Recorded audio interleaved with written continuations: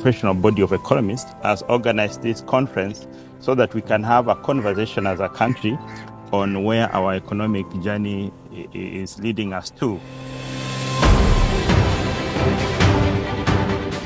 First of all, I want to really applaud this organization because for many years, most of us who are economists have had to hedge ourselves in other institutions to become professionals.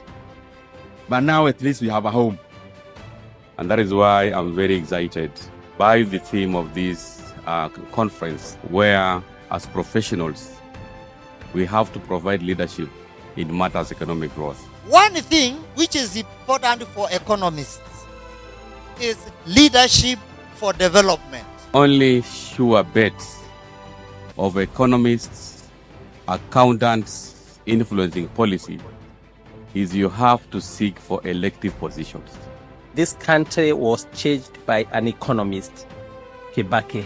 In our mind, when the language of economy is talked by a politician, it becomes so exciting. Where is Kenya now? Last year, Kenyan GDP grew by around 5.5%. There are some quotas that would say it's 5%, but either way, whichever source, it is around 5% to 5.5%. Now, if you tabulate comparatively, Kenya was number 28 in terms of the fastest growing economy in the world. A country like China, yes, it's big and has been growing in bouts and in double digits even previously. Last year, Kenya grew faster than China. Yes, I agree it's a big economy, but I am also saying figures are important to refer to. We are now in the budget-making process in Kenya. The National Treasury just tabled the supplementary estimates 2 and the main budget for financial year 24-25. Now, our budget policy statement, we had made ceilings to a tune of 4.1 trillion Kenya shillings. But in the estimates, we have revised that downwards. And our current budget that we are making is around 3.93 trillion Kenya shillings. And the highlight is that we have brought down the amount of deficit or the amount of money we anticipate to borrow, because we want to walk the talk of borrowing less and relying more on our own internal resources. We are talking about economic growth, and maybe the challenge that we have is what is the role of industrialization in that?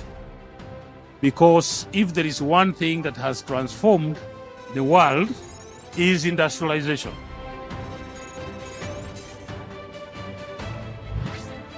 As a government, we've come up with a number of measures to try and put industrialization back to where it belongs, because we agree that without industry, all these theories that we talk about, performance contracting, annual work plans, beautiful budgets, will not take us to where we are going. Economists have a responsibility to entrench transparency and accountability. And this is an area we can be able to do very serious policy papers that can inform how institutions adopt best practices. As accountants, as economists, as leaders, for us to provide leadership for economic growth, we must respect our constitution. We must walk the talk. The more Kenya becomes more open to many voices, the better, and especially very considered opinions, like of the people in this hall.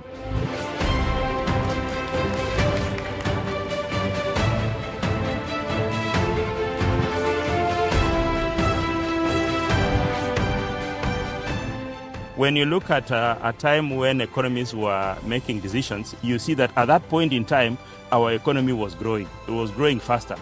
But at a time when other people are making decisions who are not economists, then what it means is that we cannot grow faster.